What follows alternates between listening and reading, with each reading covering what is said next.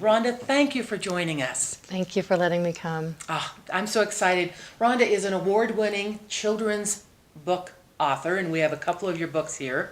She is also an individual who's taken an incredible journey with her oldest son. Correct. When in 2001, your son was diagnosed with a form of autism. That is correct. You know, we think that we know where we're going in life. Yes, we do. And this was one big, huge surprise. My son digressed into this world of becoming a different child. He was not the child that I knew and loved. He became someone totally different that I didn't know, didn't understand. At about what age? It was right before he was 2. Wow. And it just was more confusing than anybody could possibly understand. If you haven't walked in those shoes, you don't know. No. You just simply don't know. And this child of mine no longer talked right. Oh, wow. No longer acted right, no longer ate right. Everything that you could possibly imagine, from the temperature in the room to the influctuation, if you will, of my voice, to little sounds. Every single thing could cause a reaction from him. And I didn't get it. I didn't understand. Why was this happening? And then 18 doctors over the course of 2 years wanted to mask those things with what I call behavior modifying drugs.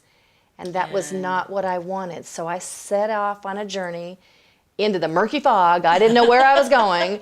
All I knew is that my son was going to become Rain Man, because I had been told that he fit into the autistic spectrum disorder.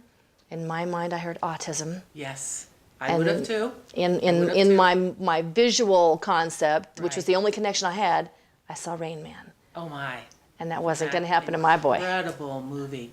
So that started a journey of 7 years and over 7,000 hours of research. That is correct. That's amazing. And what are some of the key points for those of us who aren't informed about what you know now about autism? I mean, there's such beauty in these little personas that we could so use in the world, could embrace if we understood it better. Well, and that's the whole point. Understand what autism is. Understand what autism is. Autism is a mind, touch, taste, feeling, everything altered way of living. It is not just one simple thing. Autism affects everything about that person. It is not something that they have, as in they could not have it. Not have it, right. It's something that they are. It's like a blind person and have a blind person explain the color red. It doesn't happen. It doesn't happen. You know, someone on the spectrum, by the way, speaking of the color red, yes. You and I are kind of limited. We can see red. Yes, we can see red. They can feel red.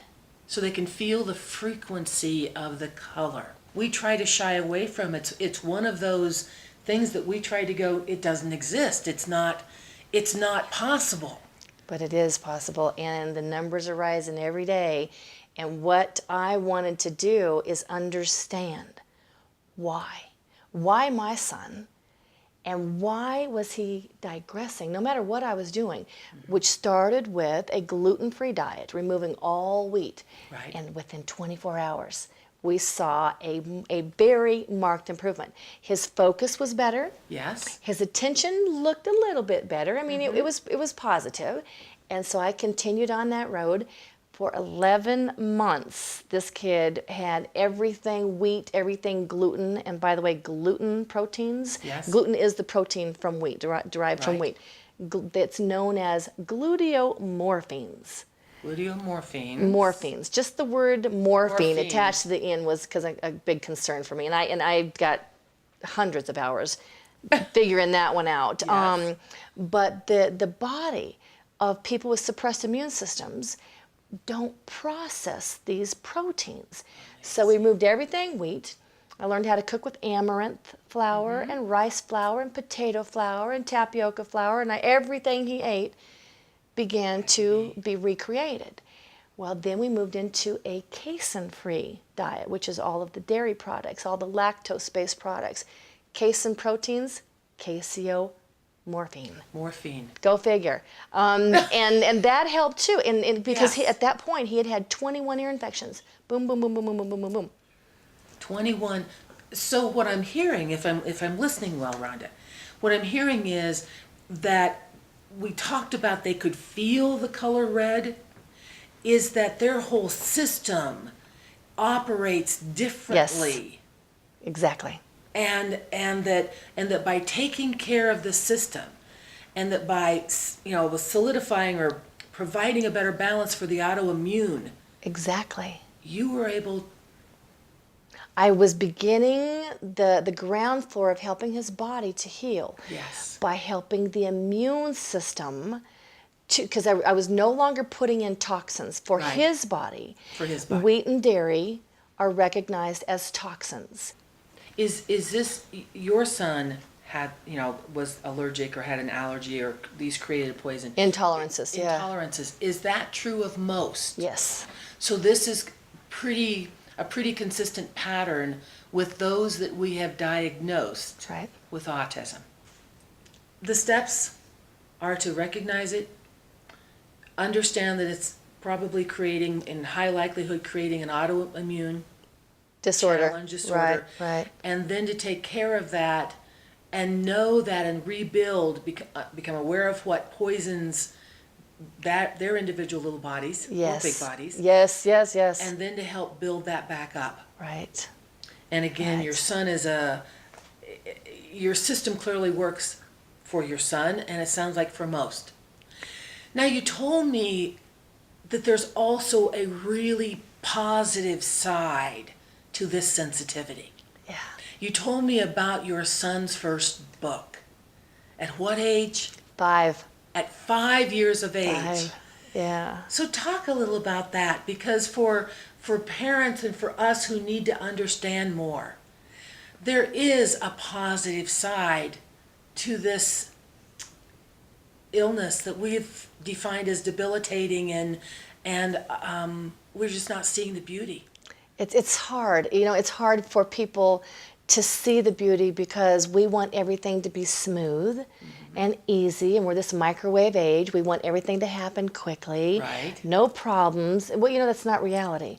And the reality is you've got to look beneath the surface with these people. And with some, you got to dig a little bit deeper than others, and Right. the spectrum is quite varied. And I tell people, you've seen one child with autism, you've seen one child with autism.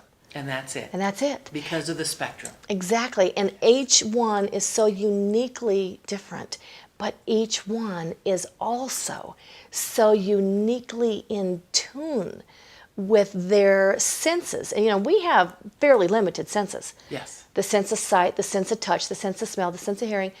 Their senses go way beyond, way beyond. I tell people, my son can catch the wind. You can't even imagine. Beautiful. You can't even imagine catching the wind. We can't even No. see the wind. He can hold the wind. He can, because his senses are that acute. That acute. If the temperature in the room changes by 2 degrees, that can affect everything. Everything. That can turn this beautiful, happy, positive, vivacious boy into someone having a meltdown Oh my. on the floor. 2 degrees. 2 degrees. 2 degrees. So in truth, if we think about it, Yeah. they're much more in tune with the world than we are. Their sensitivities are so heightened. You talked about schools. Yeah. And on this path, you have expanded and expanded and expanded. And one of the things I love that we talked about earlier is homework. A Oh my. simple topic that is a challenge today for parents Yeah. of all children. So you have, you created a game with your son Right. for probably a lot of reasons. Yeah. You actually have companies interested in producing for the academic world Right. what you've put together. Can you tell me just a couple of little, I don't want to give away any secrets, but just a couple of little things about how you redefined homework? Well, homework typically is the biggest challenge for parents today, especially for parents with children who learn differently. Yes. And therein is the problem. My son, if he gets presented a math equation, 2 times 2 equals 4, well, he gets it. Right. He doesn't need to do 2 times 2 equals 4 14 times over the next 2 weeks to remember that 2 times 2 equals 4. And that's oversimplified to an extent, Right. but it's not.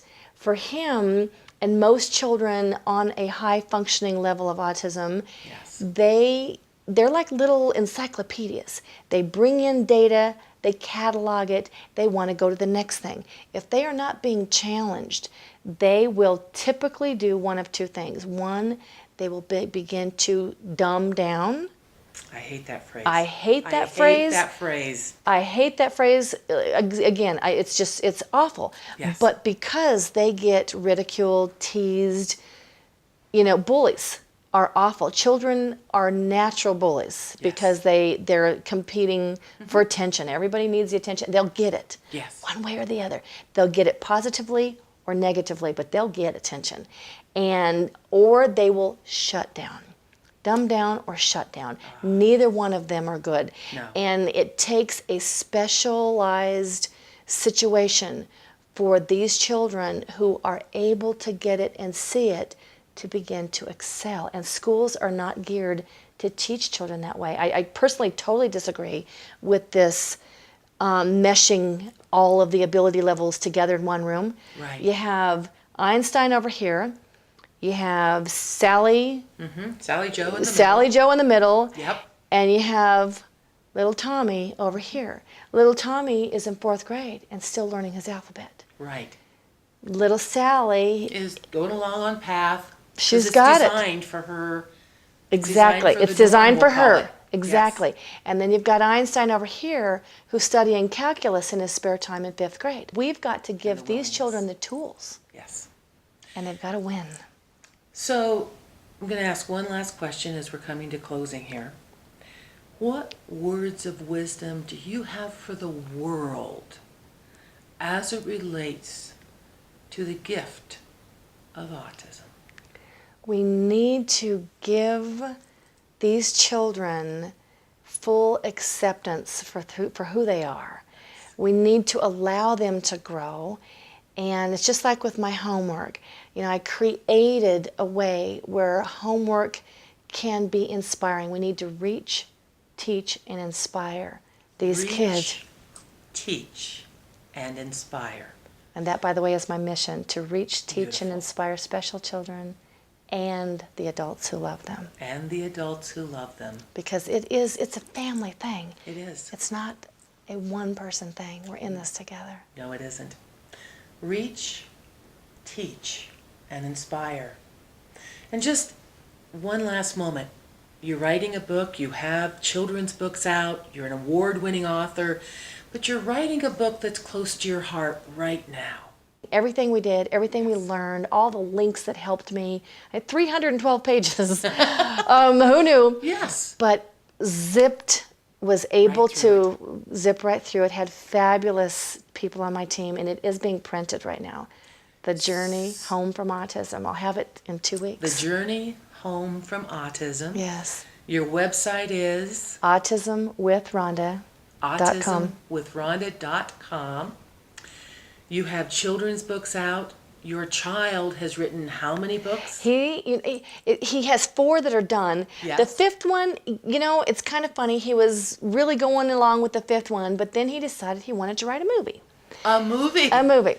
So he has several different